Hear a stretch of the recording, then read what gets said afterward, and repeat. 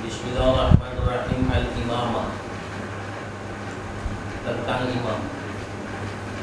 Ta'rifuha nawtuha syurut la'imatu awman tasbih imamatu al-haqqu bil imamah makruhatul imamah wa makruhatul imamah kata tusidu sholatul imam bulan makruhatul ma tusidu sholatul imam wal makmumi ma yakmilu imam bil makmum al-akal al-asah imam. Pembahasan imam ini menyangkut tentang ta'rif atau definisi ya, yang dimaksud dengan imam itu apa. Kemudian siapa saja yang memenuhi syarat imam atau apa saja syarat imam itu. Kemudian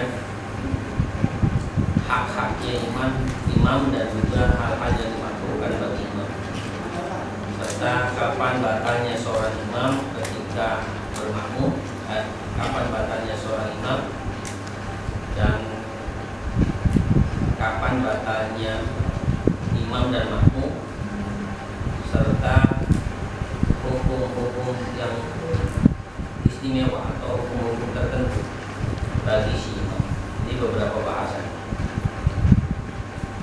Bismillahirrahmanirrahim. Awalan ta'riful imamah wa naw'uha. Kullu man yaqtadi bihi wa yatbi'u fi khairin aw syarrin. Yang namanya iman itu adalah orang yang diikuti bi khairin aw syarrin, baik pada perkara yang buruk ataupun perkara yang baik. Sebagaimana Allah nyatakan, wa ja'alnahum a'immatan yahduna bi amrina, dan kami jadikan mereka a'immatan, pemimpin-pemimpin, yahduna bi amrina, yang menunjukkan kepada perintahnya. Dalam surah Al-Anbiya. Dalam surah yang lain, surah Al-Qasas misalnya, wa ja'alnahum a'immatan yad'una ilan nar, dan kami jadikan mereka immatan, pemimpin, yad'una, yang mengajak ilan nar, menuju neraka. Maka wal imamatu naw'an, berarti yang dimaksud dengan imam itu naw'an, ada dua. Ada imam kubra, ada imam sughra. Apa? Sebetulnya imam itu dibagi dua, ada imam kubra, ada imam sughra. Kalau sejarah itu nggak ada sughra kubra, ya cuma kita aja namanya. Fal kubra istiqaqu tasarrufu 'am 'ala al-anami ay 'ala al-khalq.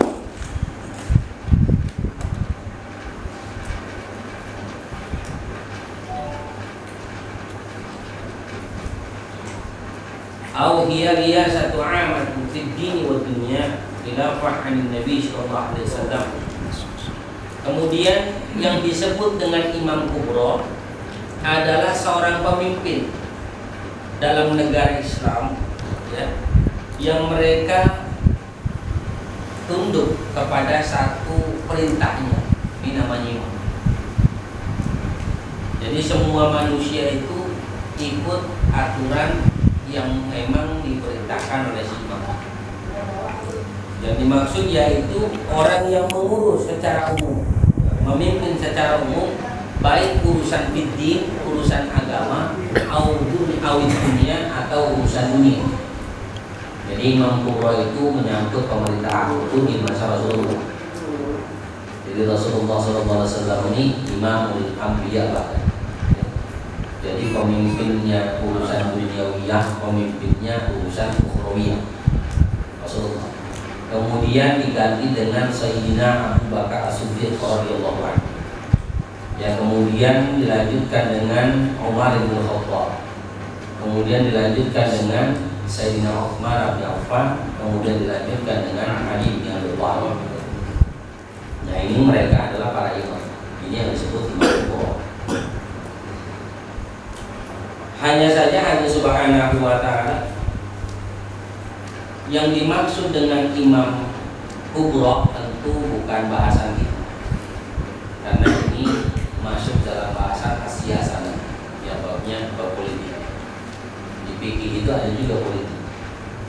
Jadi karenanya orang pesantren itu segala hal diajarkan, termasuk ilmu politik. Jadi karena memang di fikih itu ada.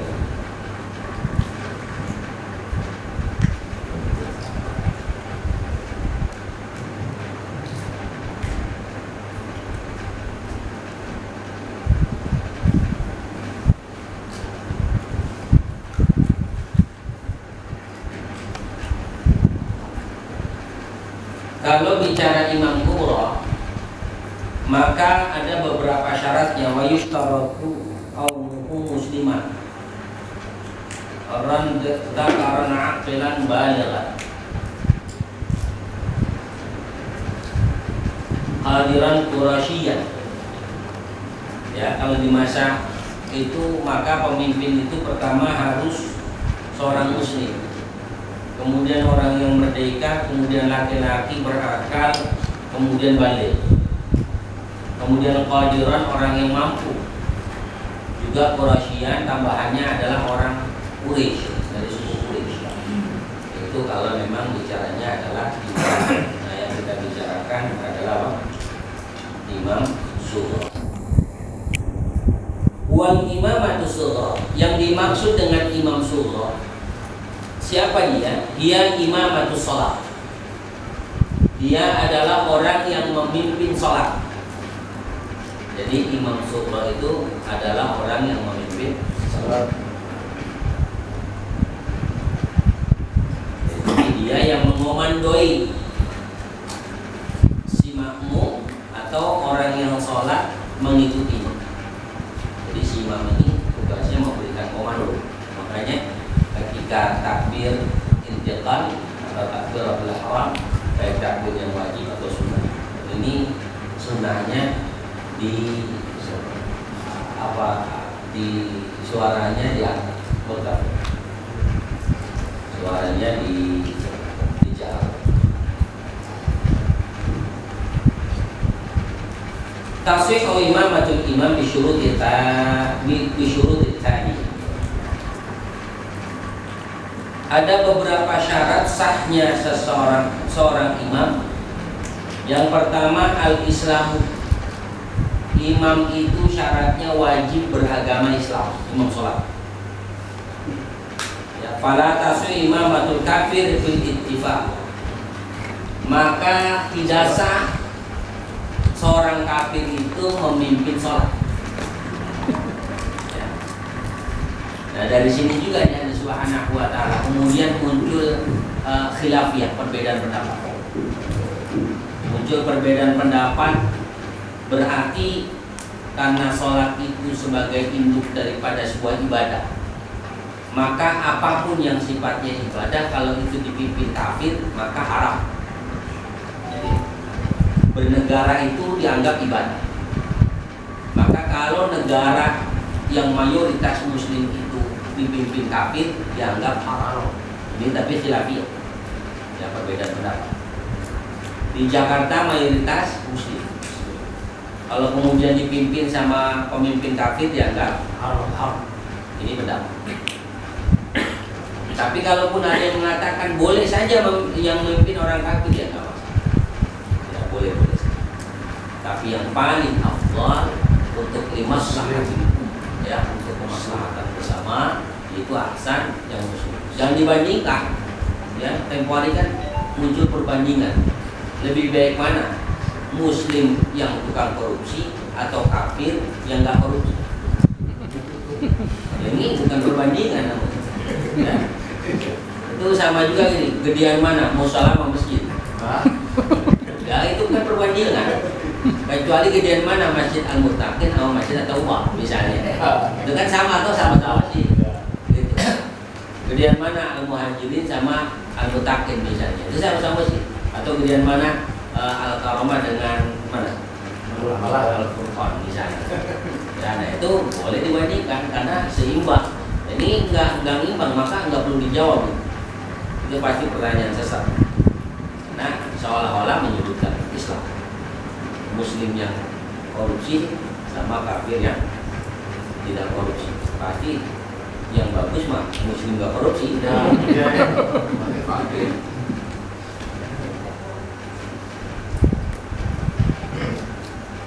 Idza shalla khalafa min syakkin fi islami aw kaunuhu khutta fa salatuhu shahihah.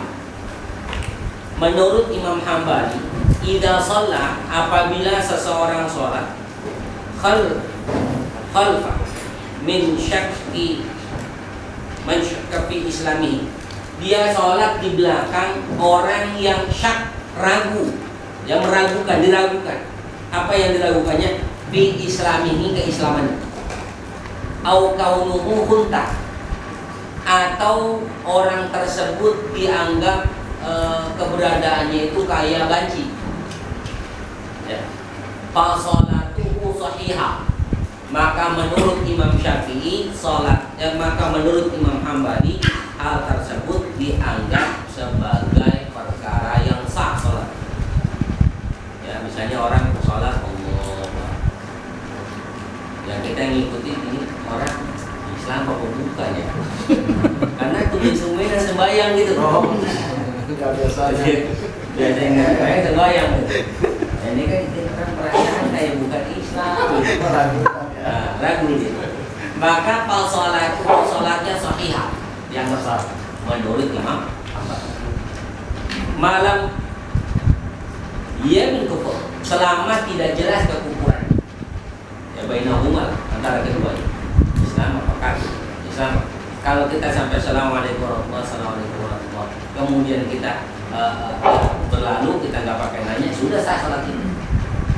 Tapi kalau kemudian ya ada seseorang yang menyatakan, Mas, tadi saya lihat salat ikut orang itu, iya, itu orang Nasrani misalnya, masa iya?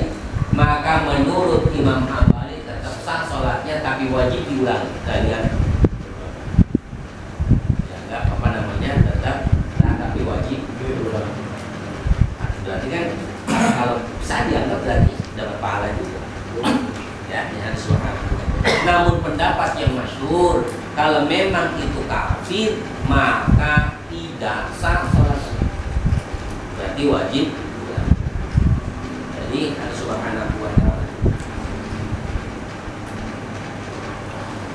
Lianna zahir min al-musallin al-islam wala siyama idza kana imama wa zahiru salamatu min qawli unta wala siyama min ju'amir rijal. Jadi Allah subhanahu wa ta'ala tentang orang yang memimpin sholat itu haruslah menurut Imam Syafi'i jelas keislamannya. Ya. Bahkan dalam beberapa kitab yang masyhur, orang fasik dianggap tidak sah jadi imam. Siapa orang fasik? Orang fasik itu yang dia memimpin sholat tapi sering berbuat dosa. Ya. Jadi dia rajin sama berbuat dosa. Karena zaman sekarang ini kan lagi musim orang berbuat dosa rajin tapi pengen jadi imam. Nah, iya. Ya, lagi musim orang banyak berbuat dosa tapi pengen jadi imam. Oleh sebab itu, supaya seseorang yang mengimami, kalau bisa memang orang yang salih, ya, orang yang salihah, orang yang salih, orang yang betul-betul dia menjaga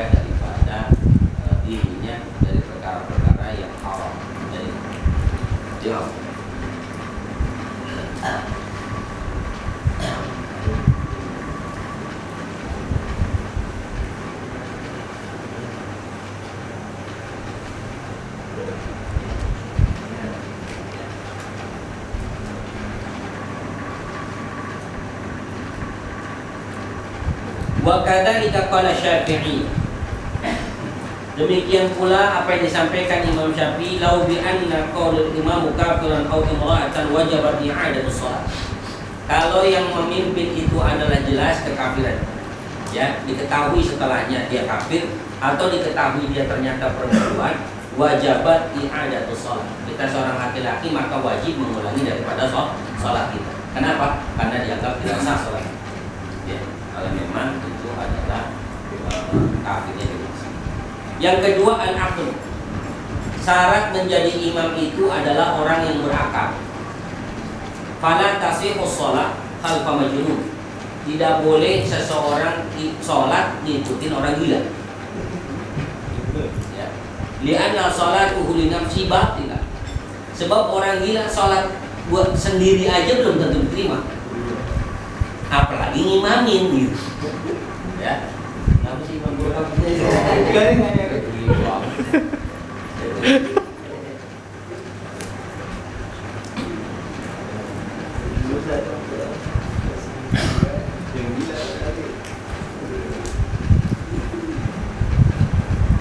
Fa'inkan junuhu muqad. Kalau memang dia punya gilanya itu sesekali, pas kita ngikutin karena dia tahu Allah lagi waras, gitu ya, lagi waras Allah. Assalamualaikum warahmatullahi. Assalamualaikum warahmatullahi. Jangan ada kita.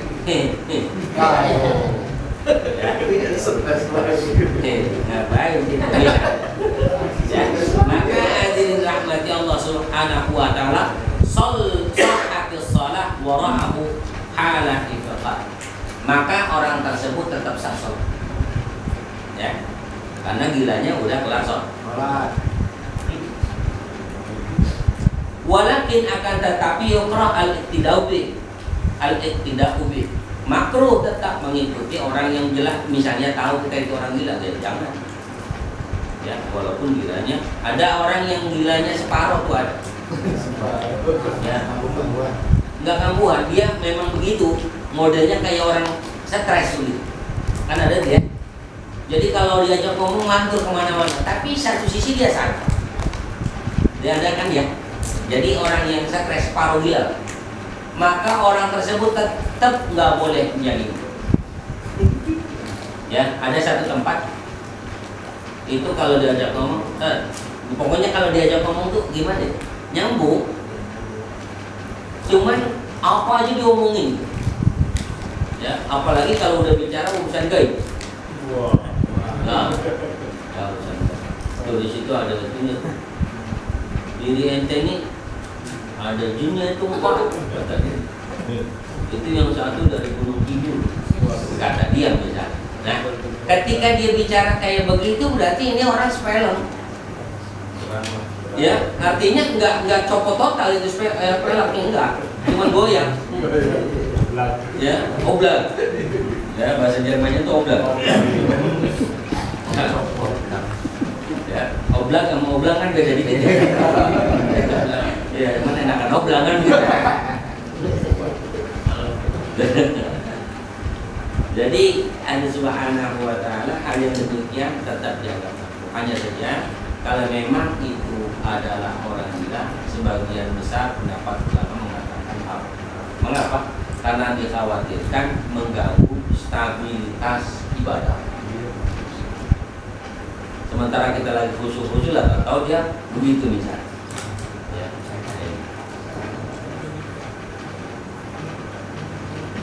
Makanya tadi dikatakan li alla yu'aradu shalatul ibtali fi atna'i. Takut fi atna'iha, di dalam di pertengahan sholat itu dia kambuh. Itu yang bahaya. Atau lagi sholat amin udah selesai, amin ini bahaya. Parah. Liwujudil jununi fiha, sebab adanya gila di dalam diri.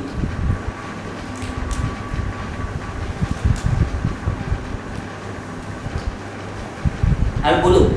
Selanjutnya syarat menjadi imam itu balik.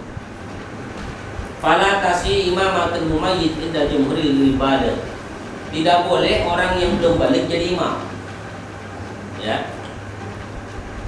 Fi fardin au naflin indal Hanafiyah. Menurut Imam Hanafi, mau itu sholat fardu ke, mau itu sholat wajib tetap, mau itu sholat fardu, mau itu sholat sunnah tetap nggak boleh.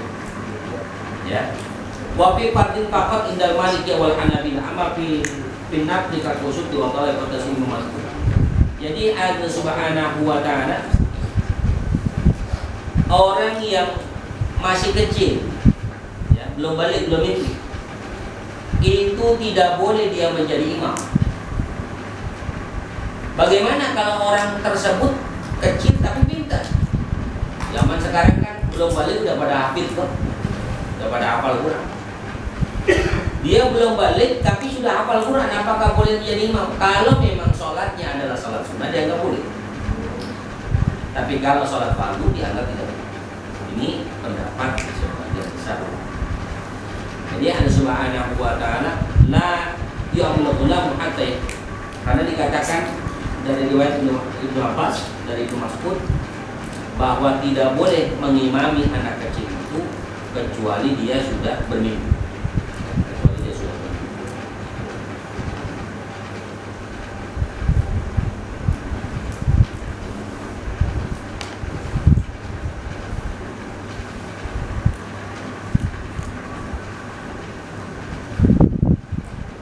Jadi Allah Subhanahu wa taala, namun pendapat yang lain mengatakan ya juzu iktida'ul balik bisabil mumayyiz. Pendapat yang lain mengatakan bahwa boleh saja kalau memang orang tersebut betul-betul memahami hukum-hukum sholat, ya, hafalannya banyak, hukum sholat dia ngerti, ya, si bocah tapi belum balik, maka dianggap boleh. Tapi ini pendapat, ya. Lalu mana yang lebih baik? Allah Subhanahu wa taala, yang lebih baik tentu mengingat muqaddarah situasi kondisi kayak sekarang ini, maka yang paling boleh itu adalah anak kecil yang paham, kemudian dia hafalannya banyak. Nah, itu lebih baik ketimbang seorang yang besar yang kurang hafalannya, yang tidak paham tentang hukum-hukum daripada sholat. Bahkan kalau dalam kajian fikih tasawuf, misalnya antum udah koma Allah, kemudian tanpa mempersilahkan orang lain, dalam arti yang antum paham keilmuannya, antum tidak persilahkan dia, maka sholat antum sah tapi dianggap haram keimaman. Karena penting, keimaman itu penting, karena ini menyangkut urusan ibadah banyak orang. Karena imam itu menanggung daripada ibadahnya si makmum. Ya. Jadi Allah Subhanahu wa taala, kecuali memang sudah ada ide dari yang kira-kira di kalangan kita itu ada alim, itu kemudian antum sudah dapat izin untuk mengimami, maka itu dia. Kan kalau dalam tradisi-tradisi NU itu, kalau misalnya kita sholat itu biasanya imam itu lihat-lihat dulu ada nggak yang ada, saking khawatir. Ini kan cuek aja kita kan bodoh, yang penting gue jadi imam, itu paling keren begitu. Ini bahaya. Saya punya kiai itu nggak pernah imam, ada yang di Jawa Barat, saya nggak paham, nggak pernah ngimamin, tetapi selalu santri itu ditunjuk untuk imam yang dianggap bisa, ada seorang ulama dan beliau itu selalu di saf pertama. Mungkin karena memang kegiatan biasa yang saya lihat, karena memang mungkin banyak kegiatan sehingga kalau beliau ini imamin agak panjang baca gitu. Jadi kalau santri yang imamin kan cepet-cepet rata-rata, karena santri itu ya kayaknya buru-buru, pulang kayaknya buru-buru, balik ke pesantren kayaknya lama-lama, biasa begitu.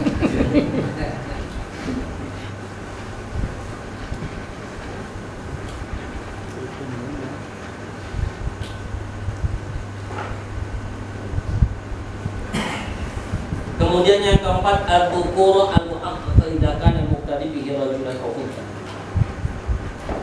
Yang keempat, syarat jadi imam itu laki-laki asli. Ya, laki-laki itu lah. Bukan laki-laki yang bencis, bencong najis. Jadi harus yang, karena memang dia perlu suara yang cukup tegas, dan kemudian yang clean, ya bahasanya.